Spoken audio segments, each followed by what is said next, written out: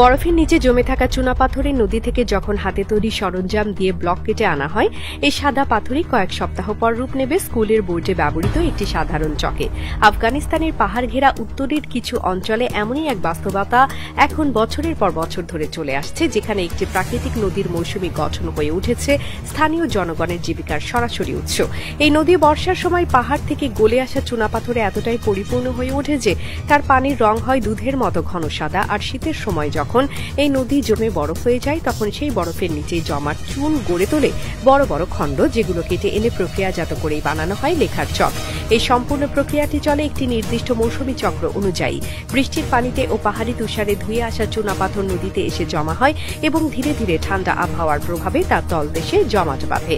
বরফ জমে গেলে স্থানীয় শ্রমিকরা শুরু করেন কাটার কাজ। কোনো আধুনিক যন্ত্র নয়, এই কাজ সম্পূর্ণভাবে চলে হাতে তৈরি কাটার যন্ত্র দিয়ে।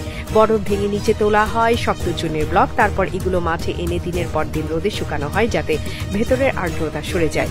এরপর সেই শক্ত ব্লক ভেঙে ছোট ছোট টুকরো করা হয়। ছাঁকনির মাধ্যমে তা আলাদা করে গুঁড়া বানানো হয়। এই গুঁড়া আবার একটি ম্যানুয়াল প্রেসে চাপ দিয়ে গঠন দেওয়া হয় চকের মতো। এভাবেই একটি প্রাকৃতিক নদীর মৌসুমী চুন থেকে গড়ে ওঠে হাজার হাজার স্কুলের প্রতিদিনের লেখার প্রধান উপকরণ। এই চকের উৎপাদন শুধু স্থানীয় শিক্ষা ব্যবস্থার জন্য গুরুত্বপূর্ণ নয়, এটি এখন হয়ে উঠেছে একটি স্বতন্ত্র গ্রামীণ শিল্প।